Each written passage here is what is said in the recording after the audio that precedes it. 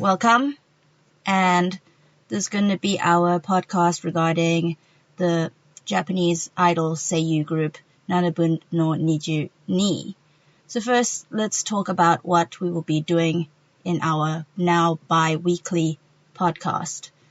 So we were thinking that one podcast will be used for talking about the news, and the other will be used for debates coming up in fandom. So before we begin speaking, let's introduce ourselves. Right, so my name is Shisen Sos. I am from Hong Kong and South Africa. We also have Matt. Hi, Matt. Hey, how's it going? I'm Matt. I'm from the U.S., but I live in Japan now.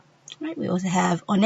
Hello, my name is Anne. I'm from the Philippines, but yeah, same as Matt, I live in Japan now, so yeah.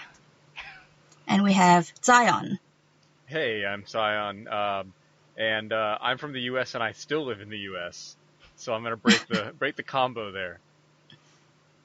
All right, so let's get started for today's discussion. So I thought that we could first talk about why we all got into the group and how we found out about the group. Maybe we can start with One. Oh, wow, really?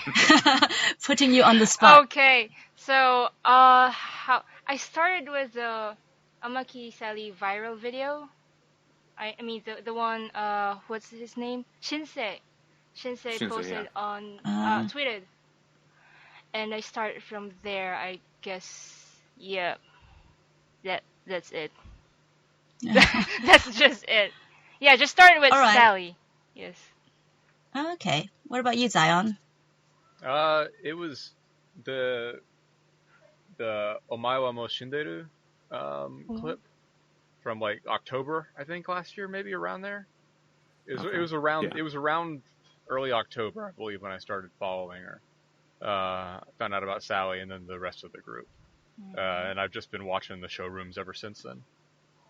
Oh, I actually saw that clip, in fact. How about you, Matt? I found out like probably early September. I think this is like the pre-viral video where some Twitter user he like retweeted someone who had like a quick I don't know, like a sizzle reel of like one of her streams. I'm like, oh, okay, this girl's really cool, and then I started following her from there.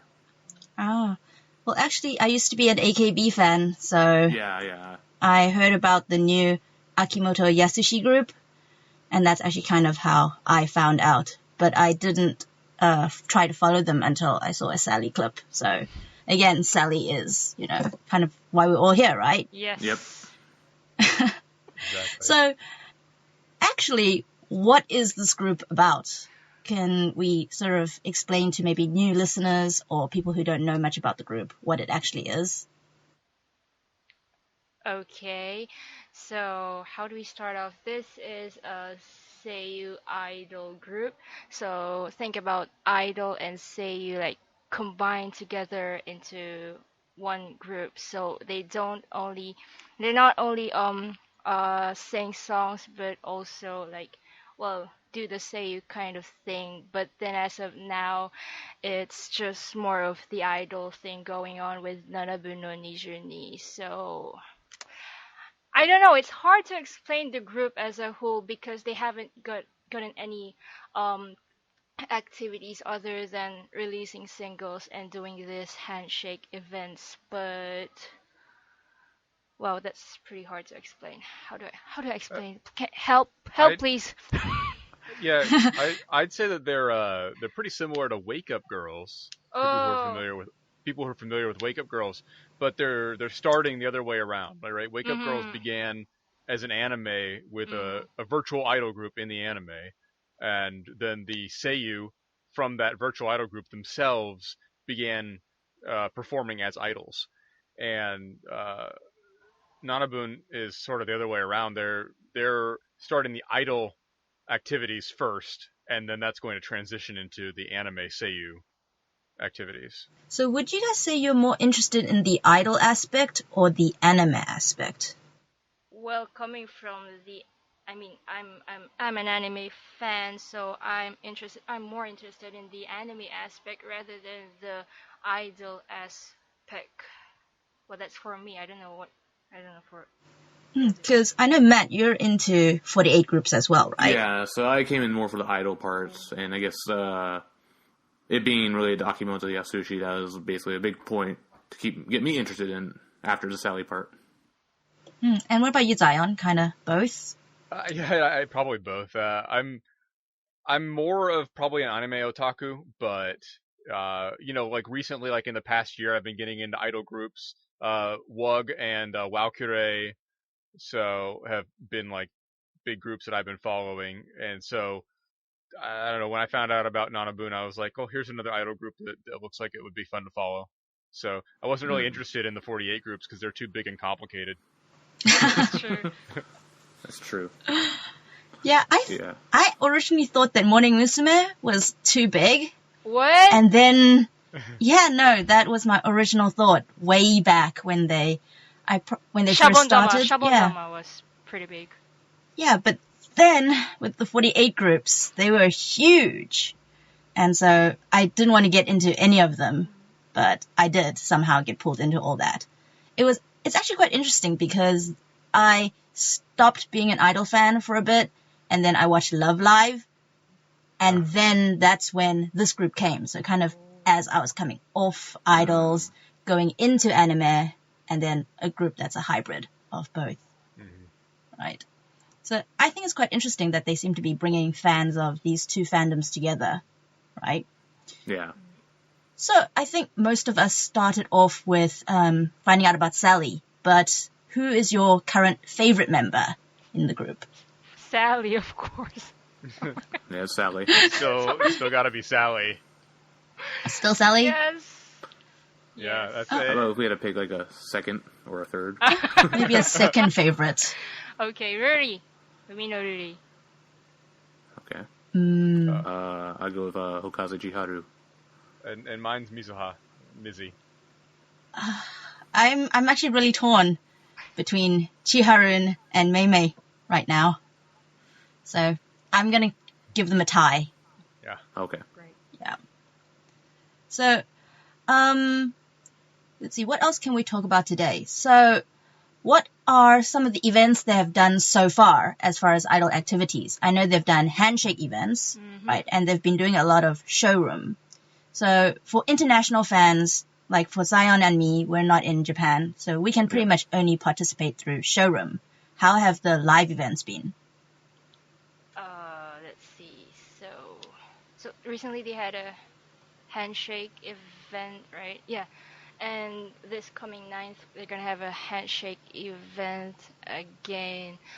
And well, I don't know. How do I explain? That's my first handshake event. I mean, so I don't really know how. Ever. Yes. So I don't really know how the handshake event works. I think Matt's gonna have a pretty much more idea about this one. Yeah, so they're kind of following the kind of like the Idol, the AKB route, where basically they release a single, and along with each single, they'll do accompanying handshake events. For these ones, they had to pre-order in advance to get the tickets to do these individual handshakes. In addition, they also do like included in the retail version, the ones you can just buy at the CD stores, those come with like these special event tickets. That's where they do a little mini live and a Hitachi event or a high five event, and those are usually more at like shopping malls or more public spaces, and they're a lot easier to get, and you don't have to prepay for them or anything. So they haven't announced any of the ones for the second single yet, but I imagine after this event they will. All right. Yeah. So say an international fan wants to go to one of these events. How could they actually prepare for that? Follow the news, of course, which usually they announce them like months in advance. Like if I were to explain, like if AKB, like the single just came out this week. They started taking reservations for that like back in March. Yeah, March or so. So yeah, especially a couple of months in advance. For this single for 27, they started taking pre-orders like back in January for the special live they did in February.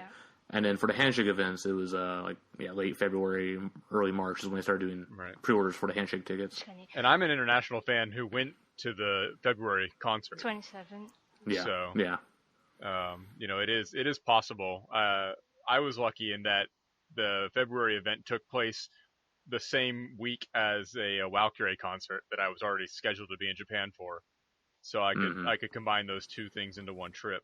But there's enough forewarning for these that you can definitely get a plane ticket and Airbnb if you want to. Yeah, for the most part, yeah. All right, so let's summarize the steps in case anybody listening would like to go. So first, they would probably have to follow the news and decide on an event they want to go to. Sure. Yeah, then, so you usually get that from Twitter. Yes. Then they would have to get the ticket to the event, but usually by buying the product it comes with. CD. Yeah, so for example, for these individual handshake events, it's done through fortunemusic.com, which is like a Sony Music collaboration. A lot of idol groups under the Sony Music banner, they use this website for ordering handshake tickets. And you have to basically get to know some Japanese, but you can also get by using Google Chrome to make an account and then registering and applying for tickets, and then you pay for them either with a credit card or if you have someone in Japan, they can also pay it for you locally. All right. And then, And then it's a matter of booking a place to stay and booking your plane ticket. Yeah. I think the most difficult part would probably be paying for the ticket then, if they take only certain credit cards or if you'd have to find someone in Japan to pay for you. Any suggestions for that? Well, I do that. I do have kind of like a service where I've done it for a bunch of both 27 fans and other idol fans. Basically, they order it, and then also because they may or may not ship it internationally too, in which case then I get it shipped, have them shipped to my place, and then I'll just deliver it to you or give it to you whenever it arrives. So that's that. There's also you can use Tenso or a bunch of other international forwarding services. They're a bit more expensive. I'm a bit cheaper. Just my plug. Plugging Matto. Not sponsored, just by the way. I do have a Tenso account. They're useful to have. I'd recommend that anybody who plans on ordering things from Japan regularly set up a Tenso because it's free. It's free to set up.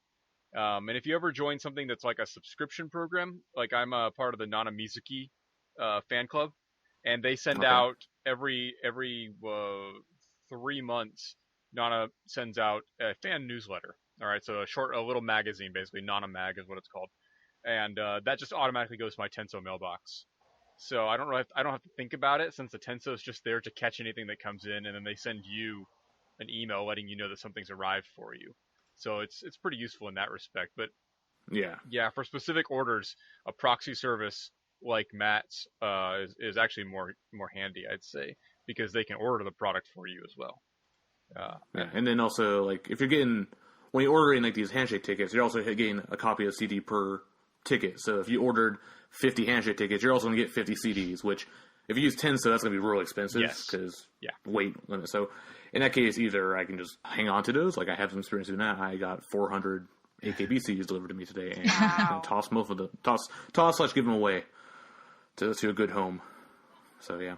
All right, guys, there you go. So in summary, Matto first choice, Tenso second choice. All right, guys, so let's move on. I actually kind of want to talk about maybe some of the memorable things that have happened so far with the group. So let's talk about some of our favorite moments. I know there are a lot from Showroom, so we attend different ones because of our schedules sometimes. What are your favorite memories? I mean, Sally cooking is always good, right? Were you all there for her? Yes. For the one where she was cooking the international cuisine Oh my god. that she knew nothing about? Disaster. Yeah.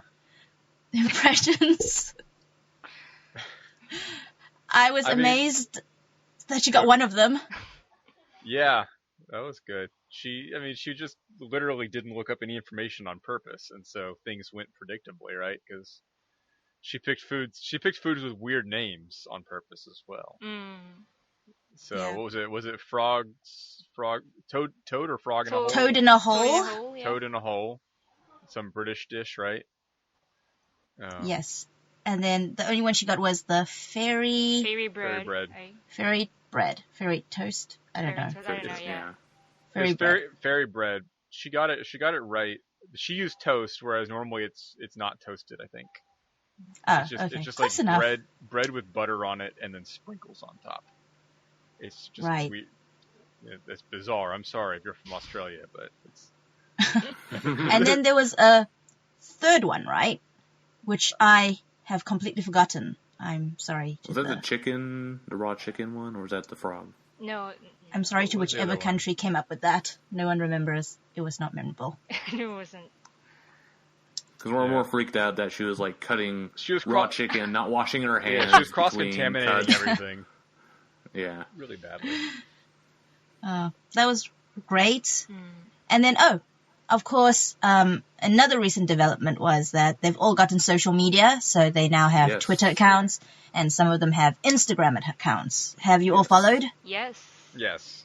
I followed Sally and Jihadun. Follow and retweet. I've followed everyone, I think. Yeah, I followed them all, and I've got alerts set up for them all, so I'm just like constantly getting notifications that somebody's posted something. Usually it's Sally.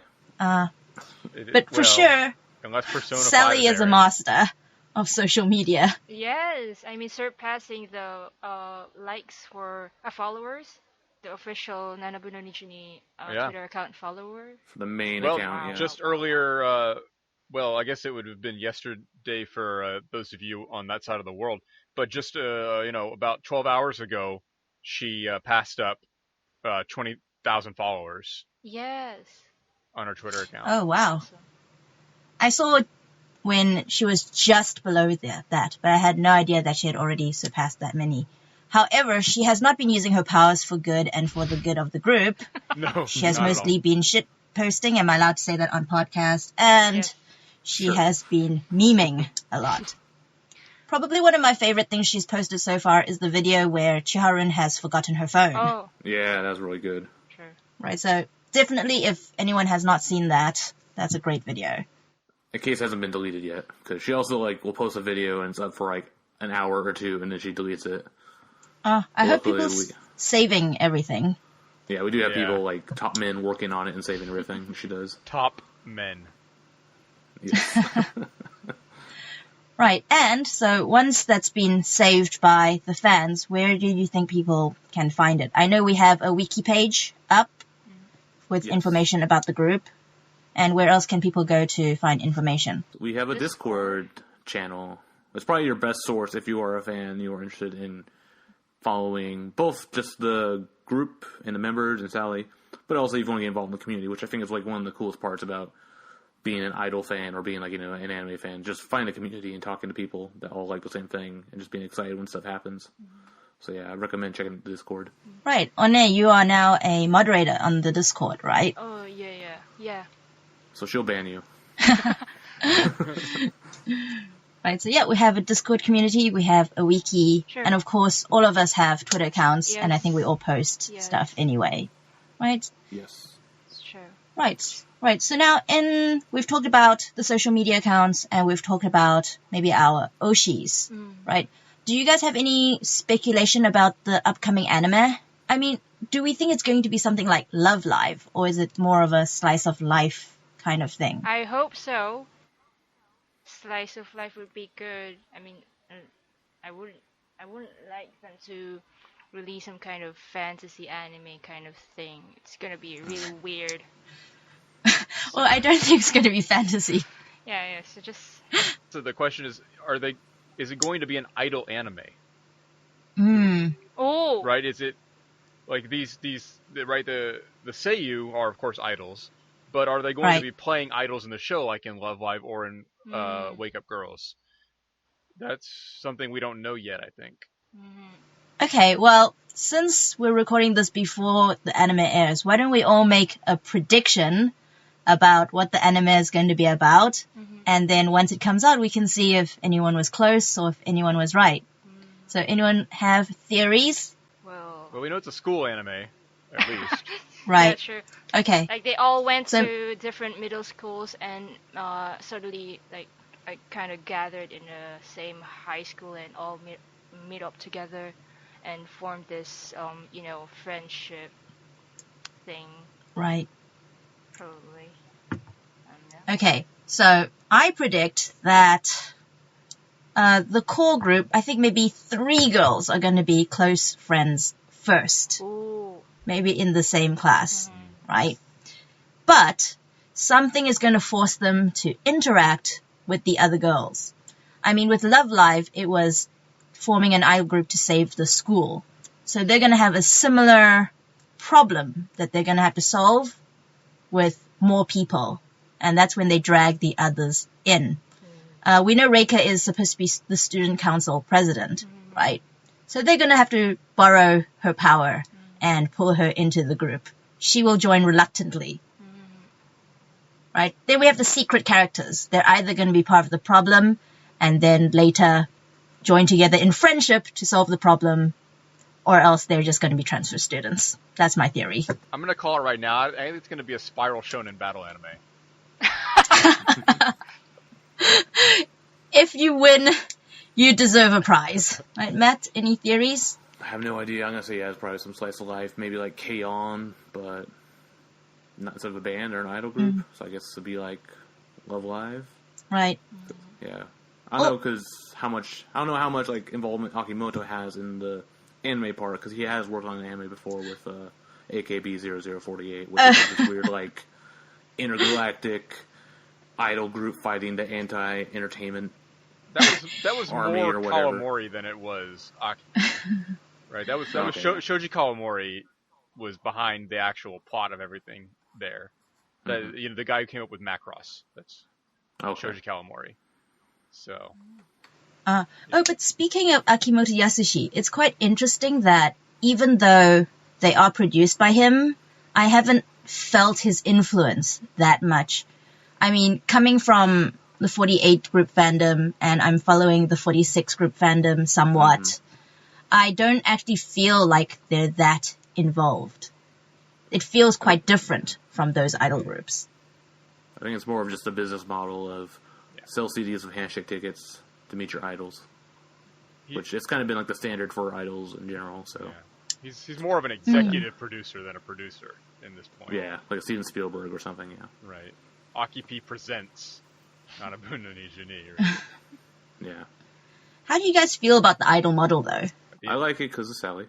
Sally's like the anti-idol. Like she's like, because she speaks English and she's like not like natural Japanese or whatever. She hasn't been like hammered into being like the typical idol or typical Japanese person. So she's like American, and so she thinks like an American instead of thinking like a Japanese. So we get like a lot of interesting insights and kind of like behind the scenes stuff that you wouldn't normally get from following like a typical idol. So that's what I really like about it. Right. So Sally has done quite a few controversial things in her short career. So yeah. So let's talk about some of them. She seems to get called trash a lot. She seems to be a K-pop fan, right? And her language is another point of contention that has kind of brought down some heat from management, right, for her. So how do you see this progressing as part of her career and her character? Do you think she's going to tone it down as the group gets bigger? Maybe it could be some pressure that, or she gets fired or quits because she can't handle it anymore. Which I feel like, I don't want to say like the foreign community has like a big impact on the group as a whole, but I feel like if Sally goes, all of us pretty much go. Probably. I don't think that her English language, the cursing or whatever, anything she does in English is going to affect her in terms of employment. I don't think management cares that much about the English. What they seem to care about is when she doesn't demonstrate the proper idol mindset in portraying aspects of her life that are less than ideal, like right, tweeting at 3 a.m. in the morning. Yeah, so late night tweeting, overly stan tweeting. There was something that what post did they delete off her Twitter recently? She commented that management had deleted a post from her Twitter, and I don't know which post it was. Oh. So. I don't know what it was either. No idea. Yeah. So they deleted something, and we don't have a good way to archive every post right now. So we're not really sure what it is. I don't know. We could set up something to archive posts. We'll figure out what they're deleting if they continue. If you guys to do know, so. let us know on Discord. Yeah, if anybody else knows which post disappeared from Sally's timeline, tell us. So Save Sally's posts. Hashtag. I have to believe that it was a Japanese language post though.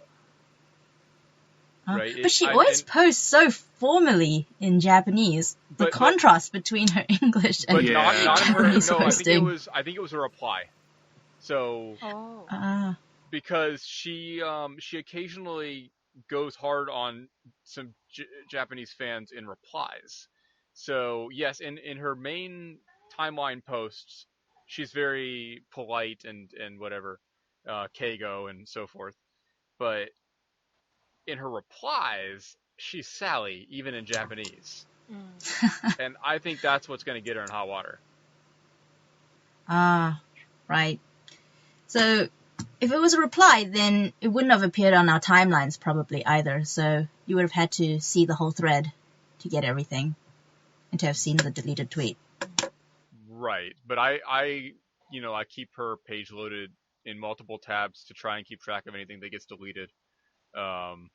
So I can refresh one and then just have one continuously loading new tweets. And I keep it on the tweets with replies page. So that way I also see replies. Wow, that's true dedication.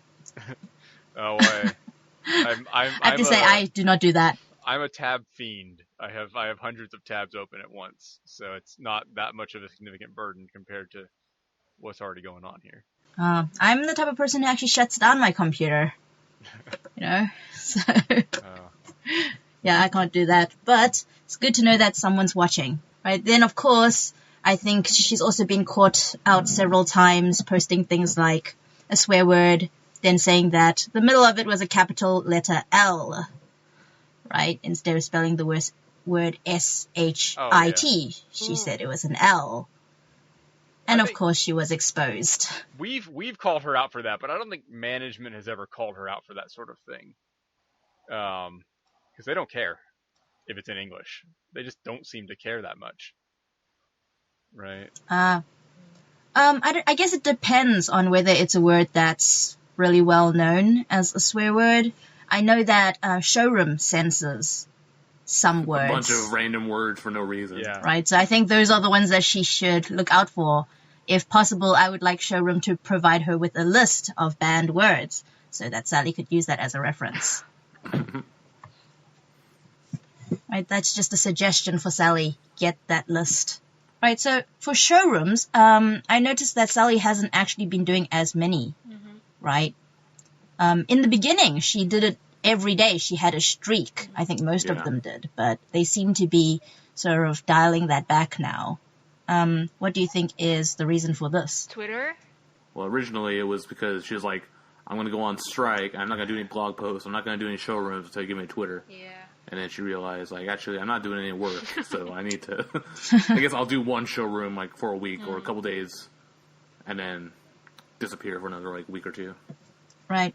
Oh, also, early on when they first started, they did what were called radio showrooms, right? So they could just broadcast their voice, and they didn't have to show their faces, and that actually allowed them to do more showrooms.